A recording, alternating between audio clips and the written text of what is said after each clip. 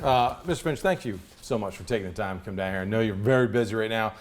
What is it that you would like to tell people, especially coming off of last night's discussion about the 17th Street project?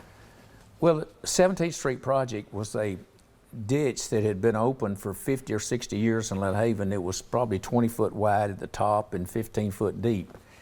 And then never had been able to fix the ditch and pipe the ditch all the way through the city. Right. And so I decided I was working on, they had give out a small contract for 200 foot of the repair. Mm-hmm. Well, 200 foot of 4,500 feet is not very much. And they'd done that in 3 years, they had done, in 6 years, they'd done three segments, which was about 500 foot of the 4,500 feet. And so as I was doing that 200 foot that I was under contract for, I figured up what it'd take to pipe the ditch, design, build, and pipe the ditch all the way through and complete it for the city. And I offered them a deal to pay for it myself and finance it over 25, 30 years, whatever. And the engineers had given them a cost of $7.5 to $8 million. Right. And I priced it in at $5.2 million. And so they decided that they looked at it and all this, they decided to take the east side of Lynn Haven, which was approximately 2,800 foot, and only take half of it, or $3.7 million of the $5.2 million. And so they said, all right, we will do the $3.7 million for 20 years. Right. And so a lot of people got up there and they said, hey, that's great. We should do it all. I'd like for the commission to do it all. Let's go ahead and fix it if we're going to fix it. And so at that time, some of them, one guy got up and said, look, the engineer says it's going to be $7.5 million, and James says it's going to be $5.2 million. And what are we going to get? Change orders every 30 minutes? And so I said, well, I'll address that. I said, if y'all will give me a notice to proceed and don't pay me till I'm through, then you know what it cost. So I'll get it certified by the DEP in a FDOT, and it'll be finished. Right. You know what I'm talking about? So they said, okay, so I got a notice to proceed and no contract for the amount of money. No mortgage or no anything because I was financing it. Right. So I worked 18 months with no pay, getting it finished on the east side, and the city come to me and said, look, we want to add the other part. And we want the same interest rate, and we want to finance it for 30 years. Not 20, but 30 years. And we got a couple places over around the country club that we want fixed. And I said, oh, okay, I'll do that. I priced that up and told them what it'd be. And they said, okay, now we're not gonna pay you till you finish that part, just like the other. I said, well, that's fine, but I've been working 18 months on this and not received a dime. Right. So how about paying me for that? So they agreed to. We went back before the commission. The commission said, okay, we're gonna take the $5.2 million and we're going to finance it for 30 years. And we're gonna pay James for the first half he did, $3.7 million. So they did that. Well, then the indictment says that Margot changed it from 20 years to 30 years and cost the city another $1 million, and that's untrue. And just like the indictment said, indict me and indict Commissioner Barnes and whatever, they never said that they had to drop 20 or 30 charges on Margot, because all that's good news. They'd rather hear the bad news. If somebody gets a new car on the end of the block, they can't afford that car. It's just the mentality that some of the people around here. And, like I say, some charges have been dropped against Margot. Margot's a dear friend of mine, has been for 20 or 30, 40 years. And her husband worked for me for 30 years. I sell him a motor home, and they said I'll give it to her. I said, well, I got a bill of sale from him. And I sold it to him. I said, I have never talked to Margot about whatever I sold Lee. If I sold him a motor souped up Harley Davidson, I didn't talk to Margot. And I've sold him motorcycles, cars over the years. He worked on my race team for 25 years, and good friends. Margot being on my boat, the indictment says along the time that we getting the permits for the hurricane debris, she's down there on my boat. Enjoying. And the airplane was one of the Yeah, took my airplane and went to Key West and was laid up and entertained and free meals and free entertainment. Well, they forgot to check. I'd sold my boat 6 months before the hurricane. Then they follow my airplane around and take pictures of it before it was painted. And I think it was on y'all's. Y'all have the have the pictures there. Yeah. Well, some of those pictures, my daughter getting off, and they said it was Margot. But anyway, she's been on my plane a lot. Yeah. Her and her husband, they've been on my boat. She got married in Key West 15 years before she was mayor. I was the best man at their wedding. They had the reception on my boat 15 years before they went down there. So in the indictment, they said that she did not report her gifts. Right, just report her claim. Report her gifts and all. I don't know about what she's supposed to report as a politician. I try and stay away from politicians. And, but that's her business, reporting it or whatever. It didn't cost me another dime for her to go with me on the plane. Right. And what she needed to report is strictly up to her, but I don't think that's a federal offense. I think that's a state ethics offense or whatever. So you got this, the federal government coming in and say, hey, there's this big conspiracy. There's no conspiracy up there. If they want to check the $5 million they said was stole, Michael White wrote out every check and delivered them. And you know, he's their main witness. Right. He's sitting there, and Margot Deal went to the sheriff's office and reported what was going on in Lynn Haven. She blew the whistle in Lynn Haven. They never said that she reported that, but she went there. And so she reported that there was all the stealing going on, and when they got through talking to all of those guys, they said, well, Margot was doing this and Margot was doing that. She's off on a plane with James, and then he comes back and I have to do this for James and I have to do that. And it's all BS. And she's been on my plane a lot. She's a dear friend of mine. Mm-hmm. And then what's going to come out in the next few days, that I paid her lawyer bills. That's going to be a real big deal. I loaned her some money for her lawyer bills. Right. So you getting it first. I mean, you know, the prosecution went all through my checks and all and said, I loaned her some money. Sure, I loaned her some money. They charged her 64 times. She's a retired school teacher. She has no money. Right. Much, you know, money, 64 times. She says, I have a house paid for. Here's the quitclaim deed to it. I gotta have some money. She's my friend, and I loaned her some money.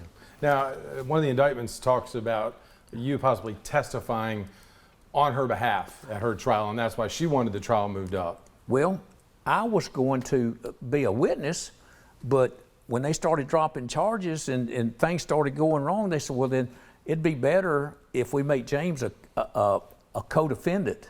He'll be sitting at the table with her or whatever. I'm going to testify for Margot. And I pissed them all off at the Lynn Haven Commission meeting, and I'm not here to apologize about it. Right. You know what I'm talking about? Right. They said last night they were going to keep my money. That's my money. I loaned them. I imagine you've spoken with an attorney about the legality of that. Can they do that? They laughed. Hey, they're using the product that I give them and finance for them for 30 years. They can pay me off if they want to. Right. They said, well, finance at 2.5%, but when I give them 2.5%, it was 5.8 was prime. So anyway, Lynn Haven, I made a lot of money, and I've had a good time in my life. But stealing from Lynn Haven ain't something I want to do. Right. You know what I'm talking about? My wife said, you give them 50-something trees up there, spend all that money at the thing. Why don't you take a chainsaw and saw them down? I said, well, I should. I bought the fireworks for 30 years up there. I love that city. You know what I'm talking about? I don't think the city's in good shape right now. The mayor pro temp has been there 8 months. Wouldn't nobody vote for him to be mayor. So the seat that he gave up as a commission seat has been empty for 8 or 9 months. And those four couldn't get together to elect a mayor between themselves. So he sat in that position there. He voted for this 17th Street ditch 3 times. Yeah. Commissioner Barnes wasn't even there when they awarded me the job. He didn't vote for it. I have the paperwork there. Yeah. You have it. Yeah. He wasn't even there. I loaned him some money, and you know, and I've loaned a lot of people some money, whatever, and some paid me back, some hadn't paid me back. I've loaned him money, and they have arrested him for this big conspiracy that we got going. It's real simple. The city manager went rogue and stole all the money. The mayor pro temp up there, when he would get drunk and was having trouble with his wife and the police looking for him, he had him hid out in his house. I think he should have come to the commission and say, hey, wait a minute, we got a problem with the city manager. Right. He has some obligation to do that, but he wants to slam me. He's got one more meeting to go. In April is when they got a new commission. I'm just glad he was a mayor for a while. They've got more people running for mayor than they've ever had. Yeah. And so I think that, you know, it's good that he's leaving. I look forward to going to the trial. Mm-hmm. I'm going to testify for Margot. Says in there, Michael White said in the indictment in October 24th that I wrote them a letter.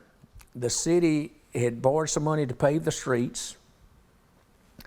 Margot paved 25 miles of streets up there in a year and a half, and they hadn't been 25 miles paved up there in 50 years. But they had a $3.8 million loan to start. They had a $10 million loan approved. They got 3.8.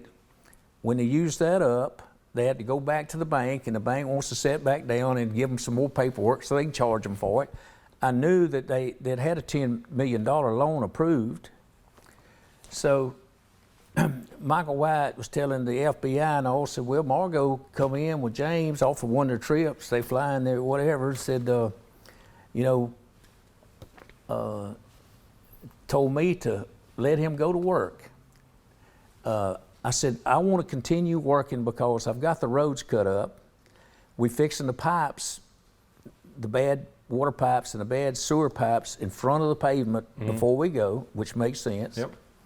So I had some ruts in the roads, and I told them, I said, I would like to keep working, and if you don't get a loan, you don't owe me no money. So Michael tells the prosecutor that, and he writes it out that James Finch sent a letter the 24th to Michael White and saying that he wanted to keep working and he wouldn't build the city. So he says, Margot directed Michael White to let James keep working, knowing that they didn't have a loan, knowing they might not get a loan. And I did give them a letter on the 24th of October, and I give it to Michael White. But I give it to him at the city commission meeting and said, here's the letter, I'd like to keep working, and I'm not going to charge you anything if you don't get it. The city commission unanimously approved that that day. Yeah. And it wasn't this hearsay, it's all the hearsay, and you know, the indictment is misleading, it's slanted, and most of it's wrong. Now, what about in the indictment, we had touched on it last week, it talked about bid fixing with a meeting with yourself and Margot, and I think it was in Antonius and somebody else. There would be 4 people at your office, and in the indictment it talked about bid rigging. Is there, what do you have? No, the bid rigging was separate from that. I don't know anything about it. I have not been. I read it in the indictment. Well, right. Nobody's asked me about it. No. Nobody's interviewed any of my employees or anybody else. The only interviews were they went to see my pilots, wanted to know if the mayor had been on my plane. They didn't ask us if we'd done any bid rigging or do anything like that. So after the fact, you know, they come back and they're checking my bank accounts and all that, and seeing where that I'd loan Margot some money on her house for the for her attorney fees. And I got something from William Barr wrote a letter to his last speech at a college when he was Attorney General. And he was saying that the worst thing is a runaway prosecutor, that they can ruin somebody by investigating them and break them before they even charge them. And we've seen that with Michael Flynn and General Flynn and all those. And with the FBI just says you lie. They come in, one writes a letter while he's talking to you. They leave and they say you lied if they want to. I asked them why didn't they use a tape recorder, and you couldn't nobody change it. Right. They said, oh, well, we don't do that, you know, whatever. But still, as far as the grand jury, you know, like I say, you can indict a ham sandwich. You know, you go in the grand jury, you don't have a judge, you got the prosecutor. If he's a runaway prosecutor, you got a problem. He's the only one. He's in the, my lawyer said, let me tell you how that is, because they invited me to go up there last Tuesday. And he says, James, they didn't turn your evidence into the grand jury, so they ain't no use going. Right. He said, let me tell you how it works. He said, he's going to be in there. He's going to have 12, 14 jury, whatever, that he has a rapport with. He picked them. And he's going to have a stenographer in there. And he's going to be in the pitcher's mound.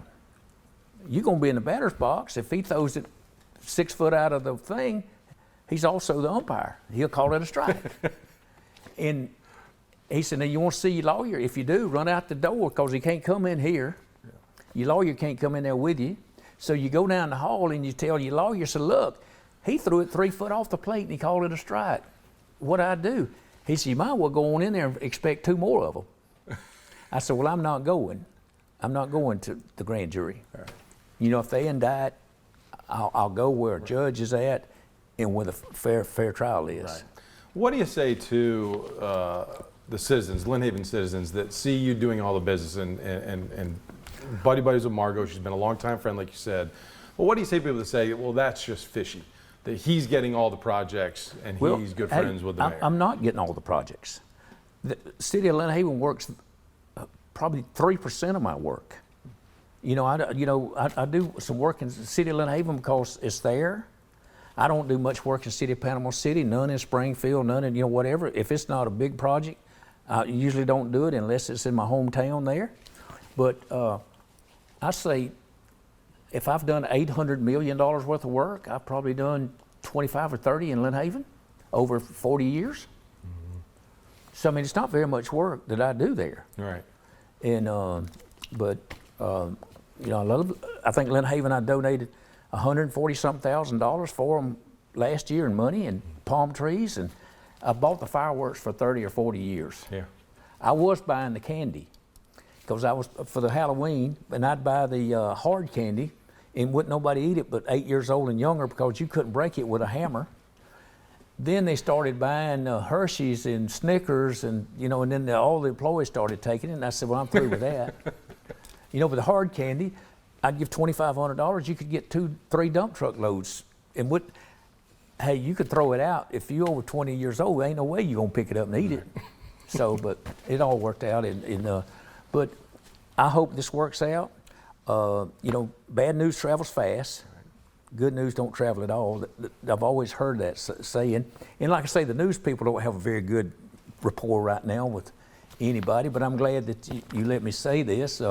The paper, I've tried to put some stuff in the paper. They won't talk to you. So I got with a guy that runs the Panama City News Herald, and I said, guy, you put all these ads in there because the paper boy can't throw it anymore. It's too light. I said, and I kidded him about the 2-day-old news. Yeah. You know, they buy 2-day-old news from somebody else and put it in there. What you see in the USA Today, you'll see in the Panama City Herald tomorrow. And like I say, once I got indicted, it wasn't even in the paper till 2 days later. Right.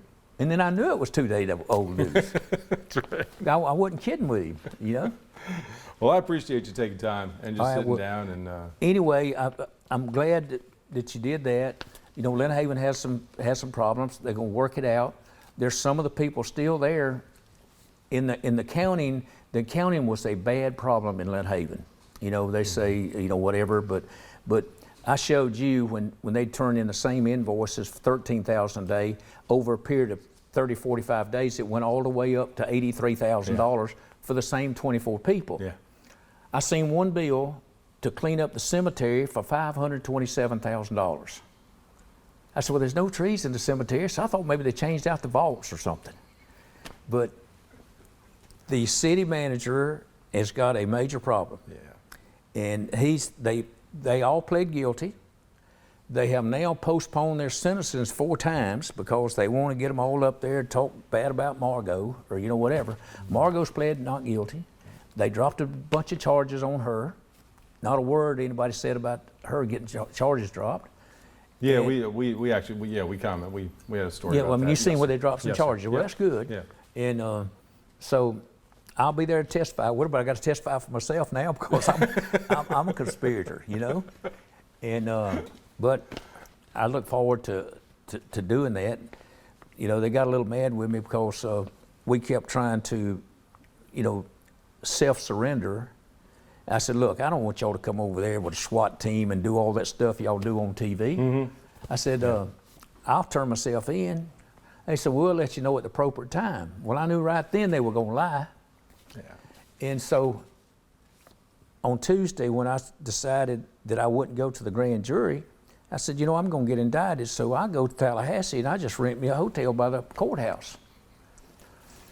Wednesday, nothing happens. Thursday morning, my wife calls me and says, you know, there's 6 cars here or whatever. And I said, okay, it started. So, you know, tell them I'm not there, if they can come in and verify it or whatever. I said, but they can call me on my cell phone. They did, and they were all upset, you know, and I said, what are you doing? I said, well, I'm having breakfast. You know, he said, well, where are you at? And I said, well, I'm in Tallahassee next to the courthouse.